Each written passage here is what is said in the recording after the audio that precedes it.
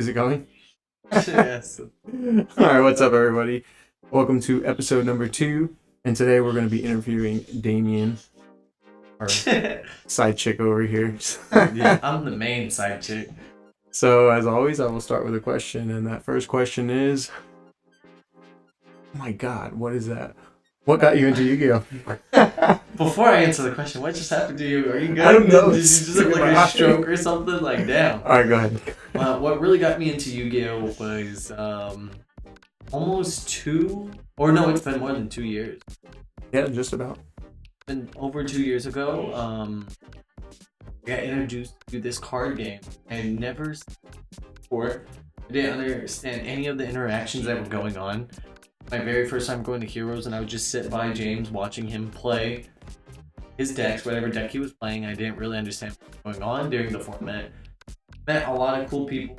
Then, he was like, instead of you just being bored sitting next to me the whole time, why don't you just buy a deck? A structure deck. It's like, I can help you learn how to play the game, everything. And I was like, And I guess so. I told you to get the worst structure. He literally gave me the what worst. was available? It what was available? ice barriers. Yeah, the ice barriers. But everybody else got pretty cool decks out of like everybody I started with was with Alex and Francisco. Yeah, they got the Egyptian god decks. Yes, they got the Egyptian god decks. We made sure we all got different decks where we work together.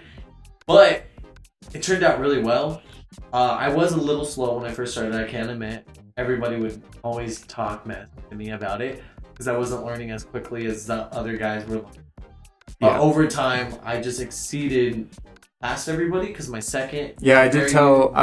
There was a point where I told people... when we were all playtesting, when I was like, man, Alex and Francisco are doing really good. And it just seemed like you weren't ever going to grasp the game. And I think that was like your kickstart moment for your brain to be like, fuck, I can do better than that. Basically, I don't like when people say I'm not doing good and I can't win a game that's literally built for children. I was like, challenge accepted. Those people that are playing tonight, even at Heroes tonight, those aren't children. Oh, definitely not. Everybody's older than me. I'm by far like the youngest out of San Antonio sometimes. Besides Jacob. Yeah. Anyways. So. The second deck I started playing with was Cyber Dragons. Oh, yeah. Of course you knew, and then I had a pretty good Cyber Dragon deck. It had a lot of negates, a lot of interactions, especially Dragoons and Predaplant was a thing during that format. That format was so much fun. So was IO. You were taking all of my best cards basically to play the game because I did spend a lot of money to try and get back into this game around that time period.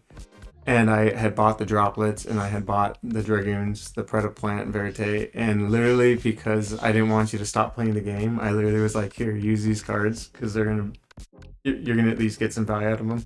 I think I was like using one droplet and I was letting you borrow 2 of the other droplets.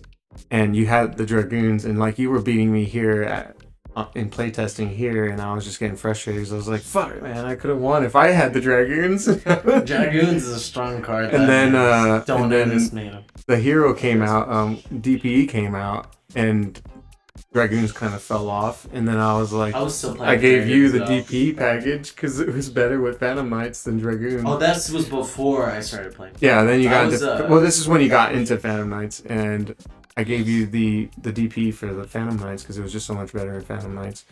And I took the Dragoons, but by the time I was playing Dragoons, it was like... It wasn't that good. DP like, everyone and their mom had droplets because Droplet had just gotten reprinted, so everyone could out... Even though they were still expensive when they were reprinted. They were like $90 or something like that. Yeah, so yeah, I think you did pretty good. Definitely after I had mentioned the fact that I thought they were going to do way better than you did. And they ended up not doing better than you did. They ended up like... just completely giving up on the game because they said it wasn't fun. It's fun. It's fun if you're competitive. And if you have a competitive like spirit, you're going to enjoy the game because you want to win. You don't want your opponent to win in anything. If you have that competitive spirit, and if you don't, then you're gonna do what everyone does when they don't like the way the game of Yu-Gi-Oh is going. When it gets a little aggressive, which is they go and play Pokemon and they go and play Magic. Then they play One Piece. And yeah, I'm not saying there's anything wrong with those games. I'm just saying, like, yeah, they definitely come in and out of the format too. Like, I don't like a ban list. I'm leaving. Okay. And I'm more Instead of of the like trying to figure it out how you make the deck better. Yeah, during no, the format, we definitely try to play.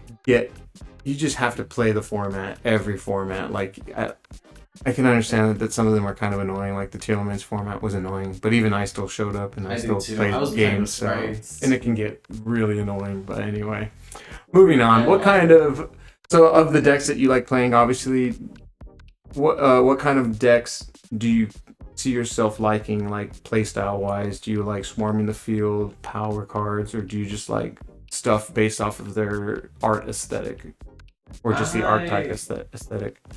My favorite, I would say, combo. Well, you do that, make a big monster to go OTK, or you have to have. There's multiple different ways that you build your board, which I like that because PKs, you can go for an OTK round, or you can go for a very beefy ass monster just to protect yourself. And then Cyber Dragons were kind of the same thing, but instead of me having big monsters, Cyber Dragons, because I wouldn't go, I would have, of course, you have Infinity. Infinity is the best card in that, because it's like Turbo Infinity. And then I would have my other negate. Then I would have Dragoons. Basically, my back row. A lot of hate for time because some people cannot even play through 5 negate. Yeah, I do like definitely when you put up all those fog blades, and you have a pop with Rusty. And if you're using like Time Thief, and Time Thief's able to rip a trap card off your deck or whatever, it can definitely get annoying at the time when that deck was just running rampant. So I understand liking those kinds of decks, because I definitely really liked, and I still do love playing Phantom Knights and just trying to make something out of them. So obviously, even from the previous video, I definitely do like trying to keep those kinds of decks alive, especially when they're old and people forget what they do. They completely forget, even what the trap cards can do. So I definitely like combo based decks, but I also like over decks too. Last time. So I know you haven't been able to do much. You did go to a regional here in San Antonio, and I don't remember what position you got or what placement you got by the end of it. So my very first regionals I ever, mind you, I wasn't. I did get top 6. I could have got higher if I didn't play, because the person I did miss, Fredo, completely could have just destroyed him. And he will definitely capitalize on that. Was he playing Mech Knights? Yes, he was. Yeah, he was playing Mech Knights. But I just misplayed, and we had we had less than a minute, and the only thing I needed to do was go straight to battle, and I could have popped his card with, or negated his card with Sword Soul card. I forgot which one. Synchro. I just misplayed it. Could have just attacked and probably had a way higher place. But for my very first tournament, was that like the purple effect to add? No, it's one that you have to attack it.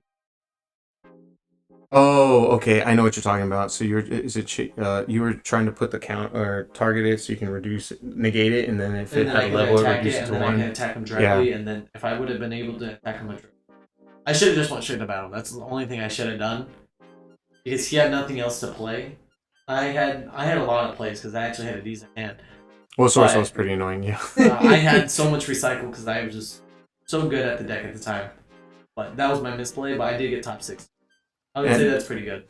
So outside of that, I know you've been working a lot lately, and you haven't really had time to play the game. And even having you come on and do this show is going to take up at least one day out of your week, where you're already working, a lot. So when you do have the time to get back into the game and really get back into the fray of what's going on, as far as what's in the meta and stuff like that, where do you see yourself going, if at all going anywhere in Yu-Gi-Oh? You only picked up the game because I was playing it, and you were hanging out with me most of the time anyway, so you were just picking it up. Do you really see yourself continuing to play it? You get your spare time back to you? Honestly, I would enjoy the game. A lot of fun. I love all the people. Not always. He doesn't always have fun playing this game. Well, not always. There's definitely times where I'm just like, I'm done. I don't touch this game. Why am I even playing it? But majority of the time, I do have a really good time. We have a really inside. But I have a lot of good time. Yeah, I do agree that yes, for the most part, we do have a pretty good group of people here in San Antonio, and I think anyone that comes here that visits will definitely enjoy their stay while they are playing here, and they'll enjoy the atmosphere for the most part. I think most people here are very inviting and welcoming. So if you ever do find yourself here in San Antonio, go ahead and bring your cards over and definitely come and give us a try here at our locals. We'll definitely play even more. You make it sound so dirty. Yeah. All right, for your final question, and this is just the last question, so we can close this out because I don't think there's a lot of battery left on our camera. But definitely not. Why do people say you're a slow player? That was not the question I expected. I expect you to say, "Why do you have plot armor?" Yeah, you do have plot armor. The man always says I have plot armor. I think some people I don't see some of these particular individuals even watching this, and if they do watch it, hopefully they like and subscribe. But yes, I do think you do have some wild plot armor. This man says I am YuGiOh himself. I don't say that. Out the I don't say that. It's just like some reason I'm like, oh, he's gonna go play this person, and after it I'll be like, oh, so did you lose? And him like, no, I won. And I'm like, what the fuck? And he's like, oh, X, Y, and Z happened, and I'm just like, dude, you always have plot armor, dude. I'm like, when I have that same setup, like let's say if it was X player and they had a specific board and I have the same opportunity to draw just that one card I need, it doesn't happen for me ever. But you seem to always draw like the droplet or the out or whatever, or just the massive board breaker. Seeing a really tough board, I'm like, oh, I'm gonna lose it, and then I draw just to see him, like, if I have it out. Like and then next thing you know, I'm like, oh, let's go! And the salt on some of these people's faces they get really upset when they leave the table is just, it's priceless, because I mean, you are technically still like a really new player to the game, and to have to take in all that information in such a short period of time. You were topping within 2 months. You were starting to top just at at our Heroes Locals, which isn't like by any stretch of the imagination very competitive, but I think overall it's still very competitive compared to most places. We've been to other places. And I've played tournament locals in Hawaii, and I thought at that time, because I had just started playing the game again, I was getting mollywopped, but I think it was just my lack of knowledge in the game, and I had to learn all that over years of playing, that I had to gather all that information. It was a good thing that I was able to at least try and give you some sort of like direction in everything that you had to learn to even get caught up to speed for the most part. And then of course the amount of game, like the play testing we had to do prior to it and everything, and I'm like trying to beat into your head, like, especially don't make mistakes. The nights that we were just playing and it would make me so upset that I would leave. I wouldn't even let him take anything back, because those little mistakes translate into real games. Yeah, basically, like other people that he would just be like, yeah, it's okay, we're just play testing. But when it was just me and him playing, very, very, very, very, very serious. Like, hey, no, I'm not letting you take that back. And it's mostly because, like, mentality-wise, you have to be like, look, what I would tell you is, you're spending $5. You're either there, you're going to spend $5 in about 4 hours of your time here. You might as well be coming prepared to do what you have to do and know these decks that you're having to play against, because they're really competitive players. And, you picked it up fairly quickly, which I was really proud of. I don't think anyone... Yeah, I don't think any... I've never met anyone that just picked it up that quickly, and you were topping with, like I said, like 2 months, and you were starting to get tops here and there. And it started becoming more frequent, so that was really cool. And there was a while ago, I had my little, but now it's been. Yeah, you haven't been playing for a while, so. But the last 2 times you have shown up just for a random tournament, you've gotten what?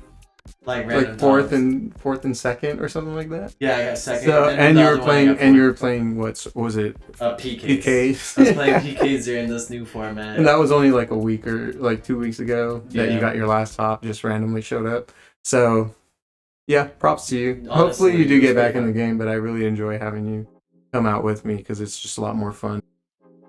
Hey guys, thanks for watching. We hope you all enjoyed the video. Don't forget to like, share, and subscribe, and don't forget to hit that notification bell for when new videos are uploaded.